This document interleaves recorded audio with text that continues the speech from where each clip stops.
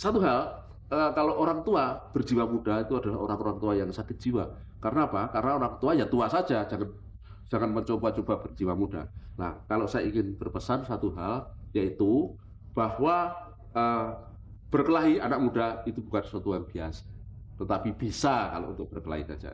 Tetapi bagi Anda semuanya harus tahu bahwa berkelahi itu menghilangkan waktu sekian menit saat Anda mengambil paving block.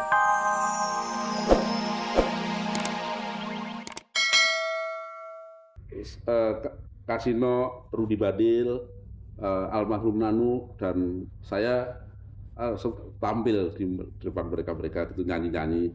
Lama-lama eh, apa namanya mahasiswa-mahasiswa pada tahu. Sehingga waktu itu terus kita itu selalu menghibur dari kampus ke kampus.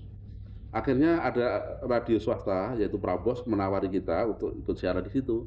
Kita siaran ngalor ngidul bahannya dari koran-koran. Akhirnya ditulis oleh sebuah majalah remaja. Saya menulis kalau nggak salah wawancara saya atau Betsleo, sekarang saya kenal, dulu nggak kenal.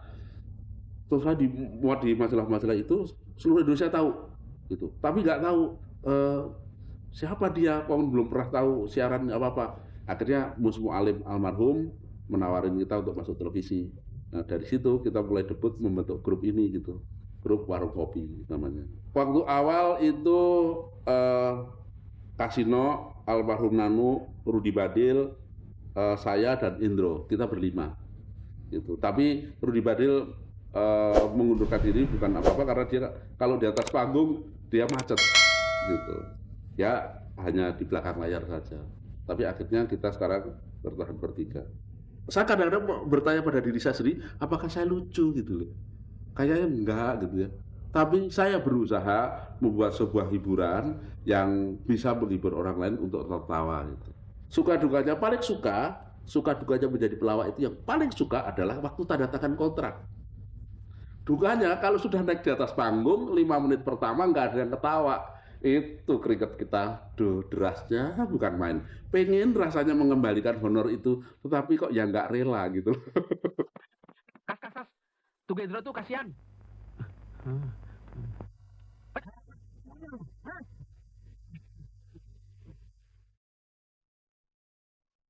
uh, ada beberapa upaya. Biasanya yang humor-humor lebih serius. Humor politik itu orang pasti ada tergelitik, dan humor yang sedikit porno. Itu adalah upaya-upaya untuk apa namanya membebaskan diri dari kemacetan-kemacetan itu.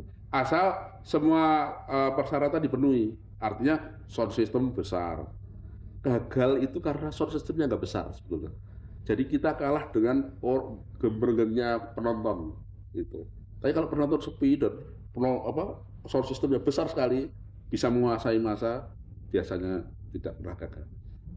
Kalau zaman dahulu, waktu kita tidak main di waktu kita main di tempat umum untuk mencari tema, itu adalah kita survei dulu apa saja di kota itu yang menjadi bahan perbincangan mereka, yang unik-unik, itu baru kita kemukakan. Tetapi repotnya yang penonton-penonton heterogen itu wah bahannya harus banyak sekali, harus melayani berbagai pihak. Tetapi sekarang lebih enteng oleh karena kita lebih sering main pada penonton-penonton yang homogen, yaitu sebuah kantor bank. Nah, itu gampang sekali kita cari bahan baca tentang bank itu. Perlu latihan supaya nanti omongan Indro bisa saya tangkap, omongan Kasino bisa saya tangkap. Kalau kita improvisasi, saya takut meleset, nanti bisa ditafsirkan yang tidak. Karena kadang-kadang ada humor-humor yang lebih serius. Tentang dunia layar lebar, film, kenapa saya selalu dekat wanita-wanita cantik? Barangkali loh itu garis tangan saya barangkali. Nggak tahu garis tangan saya barangkali kok ya selalu dekat wanita cantik gitu. Jarang dekat-dekat dengan Anda misalnya, dengan para pria-pria yang berkumis itu jarang sekali. Itulah, tapi tidak menjadi soal karena saya menyadari betul kenapa saya harus dekat wanita cantik, karena saya bertiga itu jelek-jelek semua. Kalau saya bersampingan dengan wanita yang jelek juga, yang nonton siapa nanti? Di Indonesia ini, apakah slapstick masih tetap bertahan? Saya rasa iya. Kecuali kalau kita tingkat pendidikan kita semua sudah merata, semua berpendidikan. Seringkali kita dicemooh misalnya oleh orang-orang yang mengklasifikasikan jenis humor itu oleh orang-orang yang berpendidikan saja, bahwa slapstick adalah humor yang paling rendah, humor yang situasi, humor yang kata-kata gini yang paling tinggi. Itu oleh sebagian orang saja, tetapi pada umumnya sampai kapan nggak tahu, yang tergantung pendidikannya. Kalau misalnya semua rata pendidikan kita sama gitu, saya rasa slapstick tidak akan kita tinggalkan walaupun tidak 100%. Oleh karena apa? Slapstick itu tetap lucu. Dia yang justru universal. Orang kejatuhan botol itu di mana-mana sama bunyinya, gitu. Tapi kalau dialog belum tentu, gitu. Belum tentu sama, gitu. Jadi cukup universal gitu slapstick.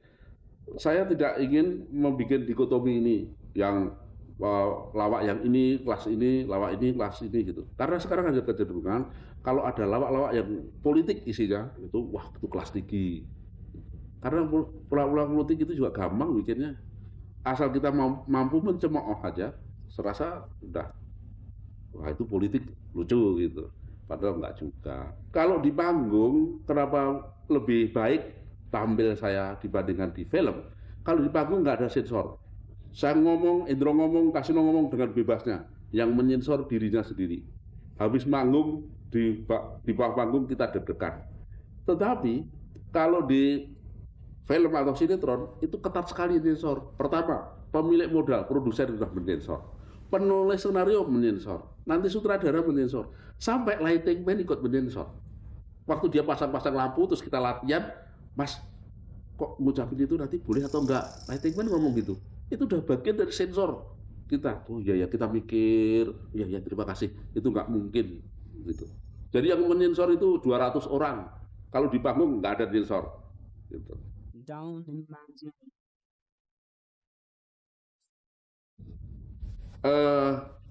Saya jadi merasa tua kalau saya harus berpesan untuk kaula muda. Padahal saya ingin menjadi orang muda terus gitu.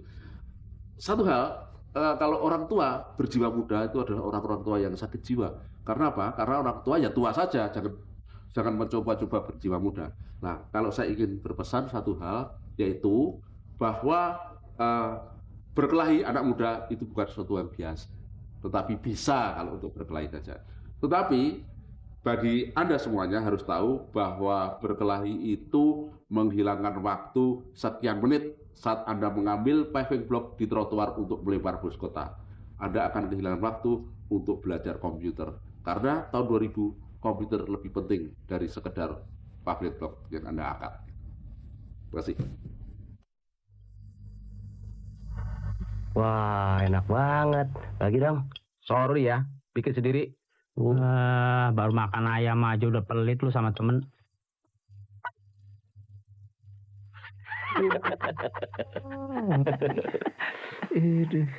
Makanya sama teman jangan suka pelit. Habisin tuh.